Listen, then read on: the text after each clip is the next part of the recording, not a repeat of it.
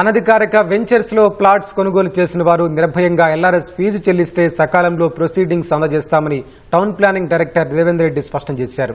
LRS కు సంబంధించి ఇప్పటి వరకు తలెత్తిన సాంకేతిక సమస్యలను పరిష్కరించి మున్సిపాలిటీ స్థాయిలో అన్ని రకాల మార్పులు చేసి వెబ్సైట్లో అవకాశం కల్పించామన్నారు. ఎల్ఆర్ఎస్ ను ఎందుకు చేయించాలి, దరఖాస్తుదారుల అనుమానాలు, ఫిర్యాదులు, ఫీజులకు సంబంధించిన సమగ్ర సమాచారంపై దేవేందర్ రెడ్డితో మా ప్రతినిధి వల్లభనేని రంగారావు ప్రత్యేక ముఖాముఖి. రాష్ట్రంలో లేఅవుట్ రెగ్యులేషన్ ప్రక్రియ ముమ్మరంగా కొనసాగుతుంది. దీనికి సంబంధించి ఎలాంటి సమస్యలున్నా ఇటీవలే ప్రభుత్వం కొత్తగా మార్పులు చేర్పులు చేస్తూ వెబ్సైట్ను కూడా ఆధునీకరించడం జరిగింది.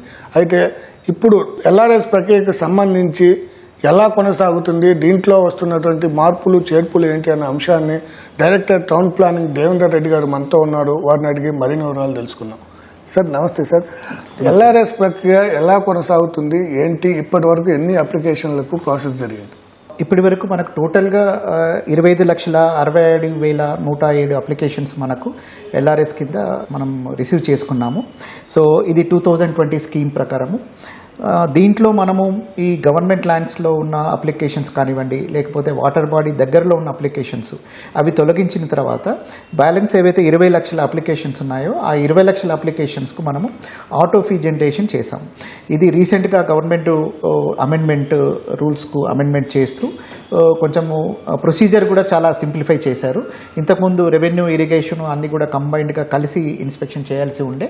అలా కాకుండా ఏవైతే వాటర్ బాడీ దగ్గరలో ఉన్నాయో, ఏవైతే గవర్నమెంట్ ల్యాండ్స్లో ఉన్నాయో ఓన్లీ ఆ అప్లికేషన్సే రెవెన్యూ అండ్ ఇరిగేషన్ వాళ్ళు చూస్తారు, మిగతావి ఓన్లీ మున్సిపల్ అఫీషియల్స్ చూస్తే సరిపోతుంది అనే ఉద్దేశంతో ప్రొసీజర్ సింప్లిఫై చేసి ఆ ఫీజు కూడా ఆటో ఫీ జనరేషన్ మనం 20 లక్షల వరకు చేశాము. సో గవర్నమెంట్ రీసెంట్గా మనకు ఒక 25% రిబేట్ కూడా March 31 లోపల ఒకవేళ పే చేస్తే ఎల్ఆర్ఎస్ ఛార్జెస్ కానివ్వండి, దాంతోపాటు ఓపెన్ స్పేస్ ఛార్జెస్ ఆప్షన్ ఉంది. ఓపెన్ స్పేస్ ఛార్జెస్ కావాలంటే ఇప్పుడు పే చేయొచ్చు, లేదంటే బిల్డింగ్ పర్మిషన్ అప్పుడు పే చేయొచ్చు.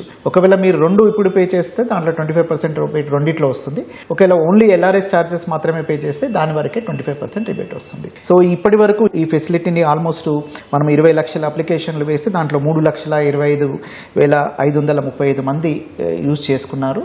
సార్, ఎల్ఆర్ఎస్కి సంబంధించి కరెక్షన్ మాడ్యూల్ లేకపోవడం వల్ల మా ప్లాట్ సర్వే నెంబర్ తప్పుపడ్డది, పేరు తప్పుపడ్డది అన్న సమస్యలు ఉత్పన్నమవుతాయి. వీటికి మనం ఎలాంటి పరిష్కారం చూపెడుతున్నాం?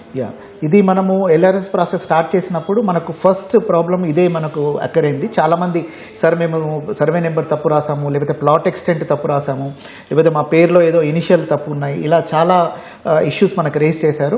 సో ఒరిజినల్గా మన సాఫ్ట్వేర్ అప్లికేషన్లో అది లేకుండే, but about 1 week 10 days back మనం ఆ కరెక్షన్ మాడ్యూల్ తీసుకొచ్చాము. సో ఈ కరెక్షన్ మాడ్యూల్ పవర్ కూడా మనం ఏంటంటే లోకల్గా అక్కడ ఉన్న మున్సిపల్ కమిషనర్ కానీ, టౌన్ ప్లానింగ్ ఆఫీసర్ కానీ వారికే ఇచ్చాము. సో ఒకవేళ ఎవరైనా అప్లికెంట్స్కు ఏదైనా కరెక్షన్ చేసిన అప్లికేషన్లో తప్పులు ఉంటే దాన్ని సరిదిద్దుకోవడానికి ఆ మున్సిపాలిటీ లెవెల్లోనే వెళ్ళి అప్రోచ్ అయ్యి ఆ లెటర్ ఇచ్చేస్తే సో దే విల్ అక్కడే వాళ్ళు ఆ కరెక్షన్ కూడా చేసేసి రివైజ్డ్ ఫీ లెటర్ ఏదైనా ఉంటే ఫీ లెటర్ కూడా రివైజ్డ్ ఇష్యూ చేస్తారు. కాకపోతే సార్, ఒకే సర్వే నెంబరు ఒకే లేఅవుట్లో ఉన్నటువంటి ప్లాట్కి వేరు వేరు రకమైన ఫీ ఇంటిమేషన్స్ వచ్చాయి. దీనికి కారణం ఏంటి అని అడుగుతున్నారు ఎక్కువ మంది. సో మనకు ఎల్ఆర్ఎస్ ఛార్జెస్ ఏంటంటే 2 విధాలుగా ఉంటుంది.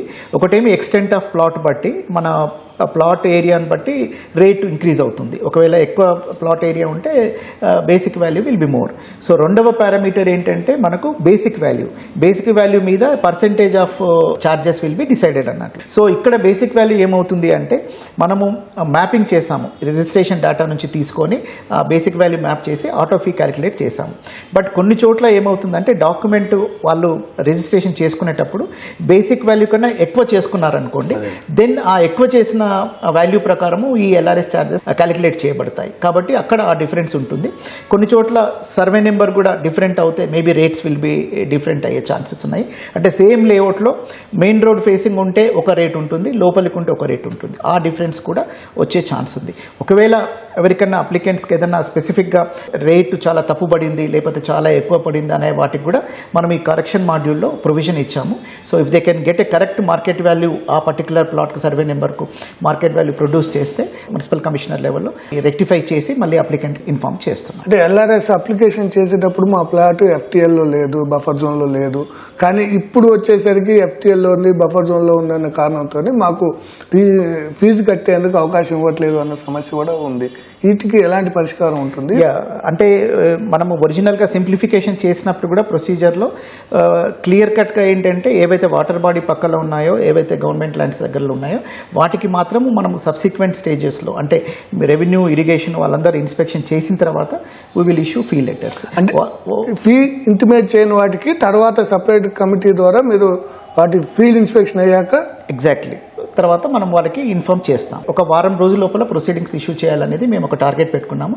But since large number of people మనకు ఒకటేసారి ఫీజు కట్టారు కాబట్టి కొంచెం అటు ఇటులో కావచ్చు, but we will able to complete proceedings అందరికీ విత్ ఇన్ దట్ పీరియడ్లో ఇస్తాం. ప్రధానంగా మనకి ఏ సమస్యలు ఎదురవుతున్నాయి సార్ వీటిల్లో? సో మేజర్గా ఏంటంటే 2020లో మనం అప్లికేషన్ ఇచ్చినప్పుడు ఎవరైతే అప్లై చేశారో ఈ 4-5 years గ్యాప్ వచ్చింది కాబట్టి సబ్సిక్వెంట్ సేల్స్ జరిగాయి. సో అప్లికెంట్ అతనికి ఆ ప్లాట్ అమ్మడము, అతను మళ్ళీ సెకండ్ సేల్, థర్డ్ సేల్ చేయడం జరిగింది. సో ఇప్పుడు మన దగ్గరకు వచ్చేవాళ్ళు నేను ప్లాట్ హోల్డర్ను, ఒరిజినల్ ప్లాట్ హోల్డర్ వేరే అతను, సో నేను ఏ విధంగా ఈ ఎల్ఆర్ఎస్ ప్రొసీడింగ్స్ మీద మార్చుకోవడానికి ఉంటుంది, ఇలాంటివి చాలా వస్తున్నాయి. మీరు చెప్పినట్టు ఇది కాకుండా కూడా కొన్ని కరెక్షన్స్ అంటే ఏరియా తప్పుపడము, ఫీజు క్యాలిక్యులేషన్ తప్పు కావడము, లేకపోతే సర్వే నెంబర్ తప్పు కావడము, అలాంటివి కూడా మనకు మేజర్ కాల్ సెంటర్స్లో ఆర్ హెల్ప్ డెస్క్లో వచ్చే కంప్లైంట్స్ మెయిన్ ఇవే. సార్ ఫీజు పే చేసేటప్పుడు ఉన్న అప్లికెంట్ తర్వాత మీరు చెప్పినట్టుగా వేరే అప్లికెంట్ కొనటం జరుగుతుంది. సో ఇప్పుడు ప్రొసీడింగ్స్ ఎవరి పేరు మీద వస్తాయి? ప్రొసీడింగ్స్ మనం సేల్ డీడ్ డాక్యుమెంట్ మనము ప్రొడ్యూస్ చేస్తే ఒకవేళ ఆ డాక్యుమెంట్ అతనికి ఆల్రెడీ మారిపోయి ఉంటే ఇప్పుడు ప్రజెంట్ ఎవరైతే ఓనర్ ఉన్నారో అతని పేరు మీదనే మనం ప్రొసీడింగ్స్ ఇష్యూ చేస్తాం. సార్ 2015లో కూడా ఎల్ఆర్ఎస్ ఫీజు 10,000 చెల్లించాము, అలాంటి వాళ్ళకి కూడా ఇప్పుడున్న స్కీమ్లో వర్తిస్తుందా లేదా? 2015 స్కీమ్ ఏదైతే ఇప్పుడు ప్రాసెస్ చేశామో సో దాని ప్రకారం ఆ స్కీమ్ క్లోజ్ అయ్యింది. కాబట్టి ఇప్పుడు 2020 స్కీమ్లో ఆ 2015 అప్లికేషన్స్ మనం ఏమి కూడా చూడట్లేదు, అవి పరిష్కరించబడవు. సో ఇప్పుడు ఎల్ఆర్ఎస్ ప్రక్రియలో 2 రకాలు జరుగుతుంది. ఒకటి అప్లికేషన్, దాంతోపాటుగా కొన్ని 2020లో రిజిస్ట్రేషన్ కాకుండా ఉన్న లేఅవుట్లలో 90% ఫ్లాట్స్కి సంబంధించి కూడా నడుస్తుంది. దానికి సంబంధించి ఎలా కొనసాగుతుంది ఏంటి? అన్సోల్డ్ ప్లాట్స్ అంటే ఏవైతే మనకు ఆల్రెడీ ఆ లేఅవుట్ 2020 కన్నా ముందు డెవలప్ అయి ఉంటుంది కానీ బట్ కొన్ని ప్లాట్స్ ఒక 10%, 20%, 30% ప్లాట్స్ ఇంకా అమ్ముడు పోని ఉంటాయి. సో వాటికి మనం ఏం చేసాము అంటే ఒక రిజిస్ట్రేషన్ ఆఫీస్లో ఒక విండో ఒకటి క్రియేట్ చేసి అతను రిజిస్ట్రేషన్ చేసేటప్పుడే ఆ అన్సోల్డ్ ప్లాట్స్ ఏవైతే రిజిస్ట్రేషన్ చేయడానికి వెళ్తారో అదే టైంలో లేఅవుట్ ఎల్ఆర్ఎస్ కూడా మనము కలెక్ట్ చేసుకొని, ఎల్ఆర్ఎస్ డీటెయిల్స్ కూడా మనం కలెక్ట్ చేసుకొని సో ఒకటేసారి ఎల్ఆర్ఎస్తో పాటు అతని రిజిస్ట్రేషన్ కూడా జరిగేటట్టు మనం ఒక ప్రొవిజన్ ఇచ్చాము. సో దీన్ని కూడా చాలామంది ఆల్మోస్ట్ ఒక 6,000 పైన పబ్లిక్ యూజ్ చేసుకున్నారు. Till yesterday it was almost 11,329 కొత్త రిజిస్ట్రేషన్స్ మనకు అన్సోల్డ్ ప్లాట్స్లో ఈ స్కీమ్ ద్వారా జరిగాయి. సార్ ఎల్ఆర్ఎస్కి సంబంధించి మేము ఫీజు పేమెంట్ చేసిన తర్వాత కూడా మాకు సర్వర్ డౌన్ వల్ల ఎస్టిమేషన్ సరిగా ఉండట్లేదు, వాళ్ళు ఏమైనా ఆందోళన చెందుతున్నారు, వాళ్ళకి మీరు ఎలాంటి భరోసా ఇస్తారు? లాగిన్ డీటెయిల్స్ అవసరం లేదు, ఏమీ అవసరం లేదు. సింపుల్గా మీ అప్లికేషన్ నెంబర్ లాగిన్ అయ్యి జస్ట్ అప్లికేషన్ నెంబర్ ఎంటర్ చేస్తే మీకు స్టేటస్ తెలిసిపోతుంది. సో దాంట్లో మీరు ఈవెన్ ఫీ పేమెంట్ ఒకవేళ ఫీ ఇంటిమేటెడ్ అయిందనుకోండి, ఇన్ఫ్యాక్ట్ మీరు ఫీ కూడా దాంట్లో పే చేయొచ్చు. ఒకవేళ మీరు ఆల్రెడీ ఫీ పే చేశారనుకోండి, ఒకవేళ ప్రొసీడింగ్స్ ఇష్యూడ్ అని ఉంటే మీరు ఆ ప్రొసీడింగ్స్ కూడా దాని నుంచి మీరు డౌన్లోడ్ చేసుకోవచ్చు. సో మీరు ఈ లాగిన్ నేను మర్చిపోయాను, లేకపోతే నేను ఒక ఆర్కిటెక్ట్ ద్వారా ఇంజనీర్ ద్వారా నేను అప్లోడ్ చేశాను, ఇప్పుడు ప్రజెంట్ ఆర్కిటెక్ట్ ఇంజనీర్ నాకు దొరకట్లేదు, ఇవన్నీ కూడా మీరు ఏమీ వర్రీ కావాల్సిన అవసరం లేదు. సార్ ఒకవేళ ఎల్ఆర్ఎస్ ఫీజు కట్టాము అంతా అయిపోయిన తర్వాత కూడా నా అప్లికేషన్ రిజెక్ట్ అయితే అప్పుడు అమౌంట్ ఏమైనా రిటర్న్ బ్యాక్ వస్తుందా, రిఫండ్ అవుతుందా? మనము గవర్నమెంట్ ఇచ్చిన ఉత్తర్వుల ప్రకారం ఏంటంటే ఒకవేళ ఇన్ కేస్ మనము రెగ్యులరైజేషన్ ఆర్డర్ ఇవ్వలేని పరిస్థితిలో ఉంటే అప్పుడు 10% అమౌంట్ మనం డిడక్ట్ చేసుకొని మిగతా అమౌంట్ మనం అప్లికెంట్కి రిఫండ్ చేస్తాం. ఇప్పుడు అప్లికెంట్లకు సంబంధించి ఇంకొకటి కూడా అవకాశం ఇచ్చాం సార్, ఓపెన్ స్పేస్ ఛార్జ్ అదేవిధంగా రెగ్యులరైజేషన్ ఫీ అని 2 ఇచ్చాం సార్. మీరు ఒకటి కట్టుకోమంటున్నారు, ఆ ఒకటి కట్టుకోవడం వల్ల మాకు ఎల్ఆర్ఎస్ పూర్తి అయినట్లుగా అనిపిస్తుందా? ఇప్పుడు మనం ఏంటంటే అప్లికెంట్కు 2 ఆప్షన్స్ ఇచ్చాము. Either LRS charges they can pay, లేదు అంటే ఎల్ఆర్ఎస్ ఛార్జెస్తో పాటు ఓపెన్ స్పేస్ ఛార్జెస్ కూడా కట్టుకోవచ్చు. ఒకవేళ ఇన్ కేస్ ఇప్పుడు కట్టకపోయినా, ఓపెన్ స్పేసెస్ కట్టకపోయినా ఎల్ఆర్ఎస్ ఛార్జెస్ కడితే ఎల్ఆర్ఎస్ ప్రొసీడింగ్స్ ఇష్యూ అవుతాయి. That is a valid LRS. ఫైనల్గా అసలు ఎల్ఆర్ఎస్ చేసుకోవడం వల్ల అప్లికెంట్కి వచ్చే ప్రయోజనం ఏంటి? ప్రభుత్వం యొక్క ముఖ్య ఉద్దేశం ఏంటంటే ఎవరైతే అనాథరైజ్ లెవెల్స్లో కొన్నారో వారు ఎప్పుడైనా రేపు లోన్ తీసుకోవాలన్నా కానీ, సపోజ్ ఈవెన్ ఎడ్యుకేషనల్ లోన్ తీసుకోవాలన్నా, ఏ లోన్ తీసుకోవాలన్నా ప్లాట్ మార్టిగేజ్ చేసి సో బ్యాంకర్స్ ఫస్ట్ అడుగుతున్నది మీకు అప్రూవల్ ఉంటుందా అని అడుగుతారు. అదేవిధంగా నేను రేపు ఇల్లు కట్టుకోవాలంటే మున్సిపాలిటీ వాళ్ళు అప్లై చేస్తే మీకు ఎల్ఆర్ఎస్ మీ రెగ్యులరైజేషన్ లేఅవుట్లో ఉందా లేదా, ఒకవేళ లేఅవుట్లో లేకపోతే మేము బిల్డింగ్ పర్మిషన్ ఇవ్వమంటారు.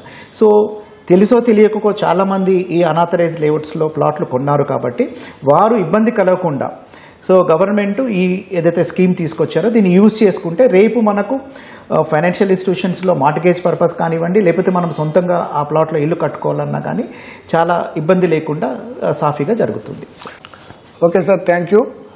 ఎల్ఆర్ఎస్ ప్రక్రియను పూర్తి చేయటం వల్ల మనం భవిష్యత్తులో గృహ నిర్మాణాన్ని సింప్లిఫికేషన్ చేసుకోవచ్చు అని, అదేవిధంగా ఎల్ఆర్ఎస్ అప్లికేషన్లకు సంబంధించి ఉన్నటువంటి సాంకేతిక సమస్యలన్నింటినీ పూర్తి చేశాం. ఇప్పుడు సులువుగా ఎల్ఆర్ఎస్ ప్రక్రియను ముగించవచ్చు అని town planning director Devender Reddy గారు చెప్తున్నారు.